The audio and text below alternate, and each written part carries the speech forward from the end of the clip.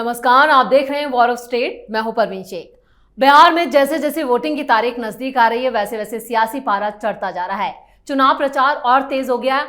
आज अमित शाह से लेकर जेपी नड्डा तक और प्रियंका गांधी से लेकर अखिलेश यादव तक प्रचार करते दिखे। अमित शाह ने गोपालगंज, समस्तीपुर और वैशाली में जनसभा को संबोधित किया, तो वहीं नीतीश कुमार ने भी मधुबनी, दरभंगा और शिवहर में एनडीए उम्मीदवारों के पक्ष में वोट मांगे।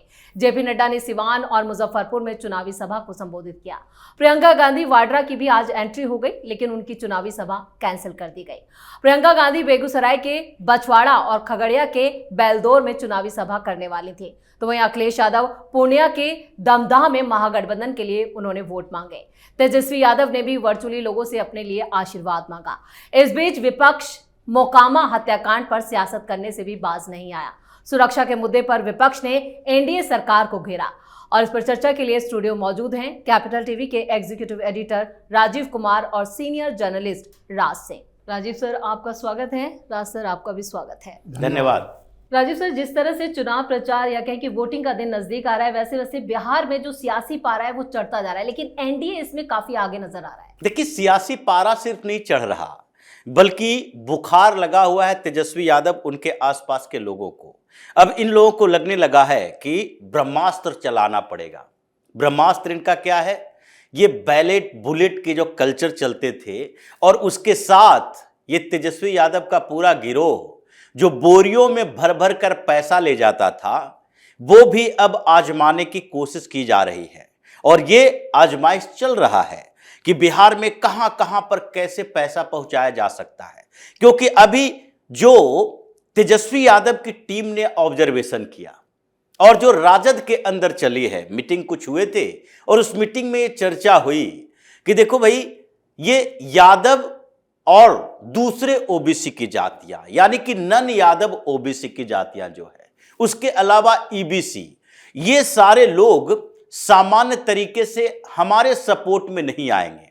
तो सबसे पहले लिस्ट बनाओ ग्राम पंचायत के लेवल पर मुखियों की और उन लोगों को अपने संपर्क में लाने की कोशिश करो। और इसके लिए जरूरत पड़ेगी पैसे की, कैश बांटना पड़ेगा, क्योंकि पंचायत चुनाव से लेकर विधानसभा चुनाव तक में इन लोगों ने ये काम किए हैं। तो कैश कांड भी शुरू हो चुका है। अभी बनारस से एक ट्रेन जा रही थी और वहीं पर एक व्यक्ति पकड़ा गया बिहार जाते हुए। वहां वो 24 लाख रुपया कैश लेके जा रहा था। ये 24 लाख एक बोरी पकड़ाया है, एक बोरी में। और ऐसे अभी पूरे बिहार में जो अलग अलग जगहों पर छापे पड़े हैं, कम से कम 3.5 करोड़ रुपया कैश अलग अलग डिस्ट्रिक्ट में पकड़े गए हैं। तो अगर ये लोग कहते हैं, इस बात के लिए चर्चा करते हैं कि सरकार मोदी की, बिहार में सरकार भाजपा नीतीश कुमार की, पुलिस मोदी नीतीश कुमार की, एजेंसियां मोदी नीतीश कुमार की, तो इन लोगों की एजेंसियां, पुलिस व्यवस्था है, तो ये पैसे इन लोगों के ही तो पकड़ेंगे नहीं।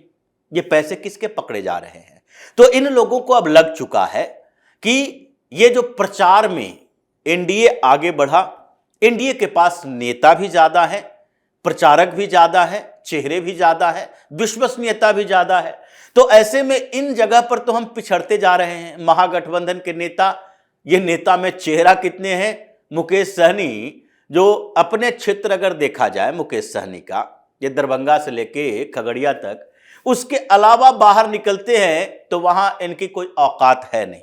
और उसमें भी ये मुकेश सहनी की स्थिति ये हो गई है कि अभी कुछ समय पहले ये जो रिपोर्ट सामने आ रही थी कि जितने गंगा के कछार के क्षेत्रों में हैं, जिस का लीडर ये अपने आप को मानता है कि सन ऑफ मल्लाह कहता है, वहां के मल्लाह जाति के लोग इस बात से डरे हुए हैं कि ये पूरा का पूरा टाल क्षेत्र, भागलपुर से लेकर खगड़िया तक, मुंगेर तक, इन जगहों पर जो वो व्यापार करते हैं मछलियों के, अभी से ही ये गाने सिर्फ नहीं चल रहे, बल्कि रोड पर दौरा किया जा रहा है। लोग जा रहे हैं, यादव वर्चस्व की बात चल रही है, वही सब इन लोगों से ठेकेदारी लेते हैं। तो वो मुकेश सहनी की बात नहीं सुनेंगे। वो जहां पर टिकट मिला है उसके लिए वो प्रचार करने के लिए, वोट देने के लिए तैयार है। राजद के लिए वोट देने के लिए मुश्किल है। तो ये जो अभी कैश कांड चल रहा है, बोरियों में पैसे तेजस्वी यादव के पकड़े जा रहे हैं, अभी तो ये सुगबुगाहट है। आगे देखिए, ये 6 नवंबर तक कहां कहां ये राजद के सारे गुंडे और माफियाओं के साथ साथ ये जो पैसे भर भर कर बांटने वाले लोग हैं, इन सब की गिरफ्तारी होगी। चलिए, चुनाव प्रचार में पिछड़ा महागठबंधन अब कैश कांड पर भी आ गया है। लेकिन राज सर, जिस तरह से अमित शाह ने आज एक के बाद एक जंगल राज और जिस तरह के उन्होंने महागठबंधन की पोल खोली है, उसके बाद यहाँ पर जो एनडीए है वो कितना दमदार तरीके से चुनाव प्रचार में, और महागठबंधन कैसे पिछड़ गया। देखिए, एनडीए ने तो शुरू से लीड बनाई हुई है, वो सीट वितरण से लेकर के तब से एनडीए की एक लीड है। और ये जो जंगल राज वाली बात है ना, ये प्रधानमंत्री मोदी ने भी उठाया अपनी सभा में जी। उन्होंने ये भी बताया कि अभी किस तरह से राजद के जो कार्यकर्ता हैं, यहाँ तक कि जो गाने वो लोग बना रहे हैं उसमें भी कट्टा बंदूक किसी की बात कर रहे हैं। बिहार में भी जो कुछ हो रहा है, ये जंगल राज की जो याद है पिछले 15 साल की, वो इनके गले की सबसे बड़ी हड्डी बनेगी। तेजस्वी ने बहुत कोशिश की ये बताने की कि भाई हम A to G की पार्टी बन गए, हम हर किसी की पार्टी बन गए हैं। लेकिन बिहार में जो लोग इसको देख रहे हैं, वहाँ की जनता वो भी ये देख रही है कि राजद में आज भी उन्हीं लोगों का वर्चस्व है, वो रीतलाल यादव जैसे लोगों का वर्चस्व है, सुरेंद्र यादव जैसे लोगों का वर्चस्व है। और पार्टी के अंदर देखिए, पार्टी के अंदर भी 2-3 लोग हैं जिनका वर्चस्व है और मानसिकता उनकी वही है। अब ये संजय यादव है जो हरियाणा से वहाँ चले गए हैं, एक तो पार्टी के अंदर ही बहुत असंतोष है उनको लेकर के। शक्ति यादव हैं, ये सारे वही लोग हैं जो वहाँ पे एक तरह से एक खास जाति को वहाँ पे प्राथमिकता मिल रही है। ऐसा लग रहा है कि वो डोमिनेंट बन गए, दबंगई उनकी वहाँ पे चल रही है पार्टी के अंदर, इसको ले करके वहाँ बड़ा रोष है। अच्छा, दूसरी चीज़ क्या है कि अभी आप देखिएगा कि वहाँ बारिश हो रही है बिहार में जी, और ये प्रचार में बड़ी मुश्किल आ रही है। अब खबर यह है कि नीतीश कुमार वैसी बारिश में भी बाई रोड बाहर जा रहे हैं और सभा को संबोधित कर रहे हैं। अब देखिए, एक होता है ना कि डेस्परेशन होता है, कभी कभी आप देखेंगे जब क्रिकेट का मैच होता है तो आप देखेंगे खिलाड़ी जी जान लगा देता है कैच को पकड़ने में, और यहाँ एक तेजस्वी यादव हैं, वो बारिश को बहाना बना करके उतना निकल नहीं रहे हैं, वो घर में ही बैठे हुए हैं। तो आप देखेंगे एक जीतने की जो लालसा है और ये चुनाव में एनडीए को जिताने का ये जो उत्सुकता है, जो इंटेंसिटी है, वो आपको एनडीए के लीडर्स में आपको बिल्कुल दिखेगा। तेजस्वी कहीं ना कहीं मुझे ऐसा लगता है कि या तो उनको ये आभास हो गया कि भाई ये चुनाव अब मेरा नहीं रहा, वो अब इस तरह की चीज़ें करके कि पैसा बांट लो, बैकवर्ड फॉरवर्ड की चीज़ कर लो, वैसे करके कुछ वोट आ जाए। बिल्कुल, महागठबंधन इस वक्त चुनाव प्रचार में बैकफुट पर है, तो कहां चूक गया है महागठबंधन? देखिए, महागठबंधन चुनाव प्रचार में ही बैकफुट पर नहीं है, बल्कि ग्राउंड में उनके नेता आपस में भी भिड़े हुए हैं। दूसरी तरफ अगर महागठबंधन की सारी पार्टियों की बात करें जो कि अलग अलग सोसाइटी के एक वर्ग को अपने साथ लेकर चलने की कोशिश करते हैं, जैसे अभी लालू प्रसाद यादव की पूरी फैमिली, या फिर अगर देखा जाए तेजस्वी यादव, उनको लगता है कि यादव वोटर हमारे साथ खड़े हैं।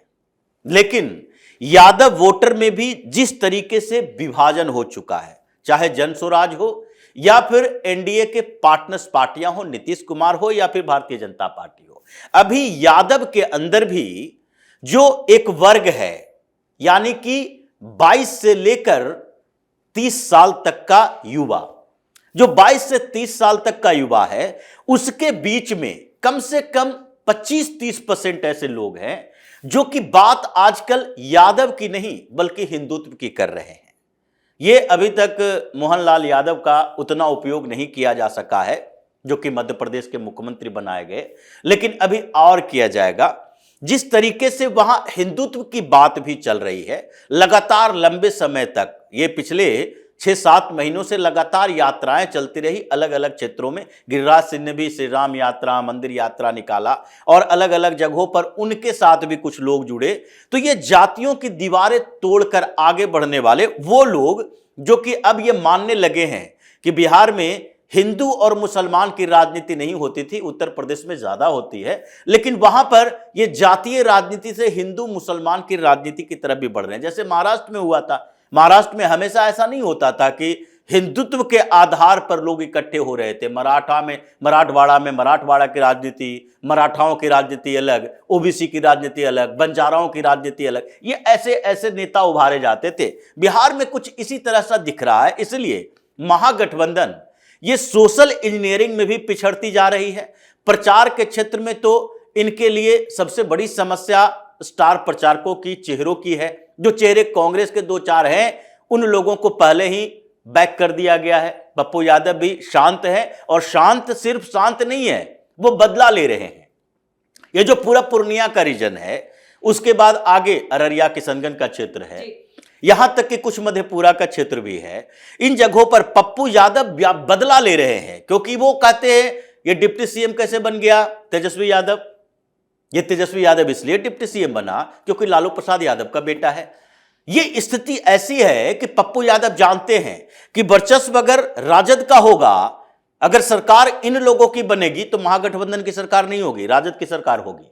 और ये तेजस्वी यादव ऐसा व्यक्ति है जो कि पूर्णिया से हम जब चुनाव लड़ रहे थे तो उस समय ये लोग बोलता था कि पप्पू यादव के खिलाफ अगर भाजपा को भी वोट देना है तो दो दो, इसे हराना है किसी तरह से, तो क्यों उसका सपोर्ट करेगा। तो जो स्थितियां चल रही है उसमें तो लगता है कि ये महागठबंधन जिस बिखराव में है और जो सोशल इंजीनियरिंग में पिछड़ गया है, उसमें अब कांग्रेस की सीटें 10 से नीचे और महागठबंधन की सीटें 50 से नीचे होती हुई दिख रही है। तो महागठबंधन की कड़ियां एक एक करके खुलती जा रही हैं, लेकिन राज सर, जिस तरह से दुलारचंद हत्याकांड को सियासी रंग देने की कोशिश की जा रही है, कांग्रेस से लेकर आरजेडी तक सुरक्षा को लेकर अब बड़ा मुद्दा बना रहे हैं, क्या है वो इसमें कामयाब होंगे? नहीं, बिल्कुल कामयाब नहीं हो रहे हैं ना। बिहार के लोग इस चीज को देख रहे हैं। देखिए, दुलारचंद यादव की हत्या को लेकर के तेजस्वी भी काफी आक्रामक हैं, सवाल उठा रहे हैं, लेकिन वो ये नहीं बता रहे हैं कि भाई जब उनकी सरकार थी, उनकी पार्टी की सरकार थी, 15 साल का जो शासन था लालू राबड़ी का, उससे तो कोई मुकाबला ही नहीं है। उसमें इतने उदाहरण हैं कि जहां पे देखिए इस तरह की हत्याएं तो हो जाती हैं, लेकिन इसमें कोई संरक्षण नहीं है। जिसने भी हत्या की है कोई ये थोड़े कह सकता है कि नीतीश कुमार ने कहा कि जा करके आप हत्या कर दो, ऐसा तो है नहीं। ये एक पर्सनल अदावत है। वहां पे मैं आता हूं, मोकामा से जो खबर आ रही है कि वहां पे इन लोगों ने बैकवर्ड फॉरवर्ड करने की इतनी कोशिश की। ये जो जन स्वराज का जो वहां पे प्रत्याशी है, उसने ऐसी स्ट्रेटजी बनाई पोलराइज करने के लिए। वो कोई भी सवर्ण मतदाता के घर पे नहीं जा रहा था, वो सिर्फ जा रहा था किसके पास, बैकवर्ड ईबीसी, और उसमें दुलारचंद यादव उसकी पूरी मदद कर रहे थे। वहां पे इस तरह का माहौल तैयार किया गया। उन्होंने अनंत सिंह के खिलाफ इतनी बयानबाजी की, पर्सनल अटैक्स किए, उनकी पत्नी के ऊपर अटैक्स किए।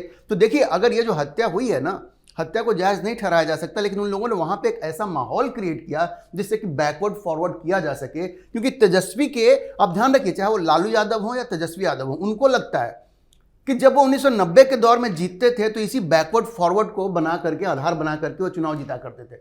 अब भी उनकी यही कोशिश है और मोकामा में उन लोगों ने इसकी भरपूर कोशिश की है, और बाद में इसका परिणाम कुछ ऐसा हो गया जो आपने देखा कि दुलारचंद यादव की हत्या हो गई। हालांकि अब पोस्टमार्टम रिपोर्ट भी आ गया, उसमें आपने देखा होगा गोली से हत्या हुई नहीं है, वो तो हार्ट फेलियर हुआ, उनको दवा हुआ, इससे उनकी हत्या हुई। तो एक तो बैकवर्ड फॉरवर्ड किया जा रहा है। दूसरी एक चीज़ मैं आपको और बताऊं, जो हिंदू मुस्लिम वाली बात है ना, बिहार में अभी ये भी जोर पकड़ रहा है। एक तो आप ध्यान रखिए, एक प्रोफेसर चंद्रशेखर हुआ करते थे जो मंत्री होते थे, जिन्होंने रामायण और महाभारत पे काफ़ी टिप्पणियाँ की, हिंदू धर्म के ऊपर काफ़ी टिप्पणियाँ की। उनको इस बार फिर से टिकट दिया गया है मधेपुरा से। दूसरे एक उनके प्रत्याशी हैं खेसारी लाल यादव जी, भोजपुरी सिंगर हैं आजकल। हाँ, उन्होंने एक ऐसा बयान दे दिया कि बिहार में वो भी पिक कर रहा है। उन्होंने कहा, अयोध्या का मुद्दा उन्होंने फिर से उभार दिया। उन्होंने कहा कि भाई अयोध्या में जो मंदिर बनाया गया है वहाँ पे अस्पताल बना दिया जाता तो हर धर्म के लोगों का वहाँ पे इलाज होता। अब जो एनडीए वाले हैं, चाहे मनोज तिवारी हो, रवि किशन को तो धमकी आ गई है। आरा से किसी ने फ़ोन करके बोला कि आप यादवों के खिलाफ बोल रहे हैं तो हम तो तुमको मिटा देंगे, बर्बाद कर देंगे। तो वो एफआईआर भी दर्ज हो गया। कहने का मतलब ये है कि ये जो महागठबंधन है और खासकर जो तेजस्वी यादव हैं, इन दोनों फ्रंट पे काम कर रहे हैं। बैकवर्ड फॉरवर्ड को पोलराइज करना, इस तरह की बयानबाजी दिलवाना। अब सोचिए, कोई मतदान में जाकर के एक पर्टिकुलर सेक्शन से वोट मांगे और कहे कि नहीं भाई अपर कास्ट है, इससे तो हम वोट नहीं मांगेंगे, तो किस तरह का माहौल आप क्रिएट कर रहे हैं। ऊपर से एक बार फिर से जो राम मंदिर का मुद्दा सेटल हो चुका है, वहां पे जाके आप कहते हैं कि भाई मंदिर बनना सही नहीं था, वहाँ पे तो अस्पताल बनना चाहिए था। तो फिर से जो पुरानी बातें उसको आप सामने ला रहे हैं, प्रोफेसर चंद्रशेखर को टिकट देना। तो ये उनकी पूरी कोशिश है, लेकिन बिहार में ये सफल नहीं होगा। नीतीश कुमार ने पिछले 20 साल के शासनकाल में इतना तो किया है कि बिहार में विकास अब एक मुद्दा बन गया है। और इस बार जो एनडीए का जो मैनिफेस्टो है, उसमें जिस तरह से इंडस्ट्रियलाइजेशन को उसमें रेखांकित किया गया है, तो वहाँ के युवाओं में भी इस बात को लेकर के एक समझ बढ़ी है कि यही सही रास्ता है। सिर्फ ये कह देना कि हम सरकारी नौकरी देंगे, जब पैसा नहीं आपके पास, दुनिया में कहीं भी सरकारी नौकरी दे करके किसी भी समाज का आर्थिक विकास नहीं हुआ है। सरकार के पास उतनी नौकरी नहीं होती। तो इस बार एनडीए के मैनिफेस्टो में जिस तरह से इंडस्ट्रियलाइजेशन की बात की गई है, उसका अच्छा असर पड़ा है वहाँ के युवाओं पर। और ये जो एज है ना एनडीए का, उसको उसने और मजबूत किया है। और आप देखेंगे कि जो भी ये निगेटिव जो प्रोपेगेंडा है महागठबंधन का और तेजस्वी यादव का, ये जाति का हो, बैकवर्ड फॉरवर्ड का, या हिंदू मुस्लिम का, राम मंदिर का मुद्दा फिर से उभारने की कोशिश की जा रही है, ये सब बुरी तरह से असफल हो जाएगा और एनडीए की एक बार फिर से जबरदस्त वापसी होने जा रही है बिहार में। चलिए राज सर, इस तमाम जानकारी के लिए, राजीव सर इस सटीक विश्लेषण के लिए आप दोनों का बहुत बहुत धन्यवाद। धन्यवाद। बिहार में धुआंधार प्रचार जारी है। नीतीश ने इस बीच एक वीडियो संदेश जारी किया और बिहार के लोगों का दिल जीत लिया। इस बीच महागठबंधन की खटपट भी खुलकर सामने आ गई है। राहुल ने बिहार से दूरी बना ली है, जो ये बताने के लिए काफी है कि ये चुनाव महागठबंधन के हाथ से निकल चुका है, जबकि एनडीए ने बड़ी बढ़त बना ली है। इस खास शो में इतना ही। वीडियो कैसा लगा कमेंट करके अपनी राय जरूर दें। वीडियो को लाइक करें, शेयर करें और कैपिटल टीवी को सब्सक्राइब जरूर करें। धन्यवाद।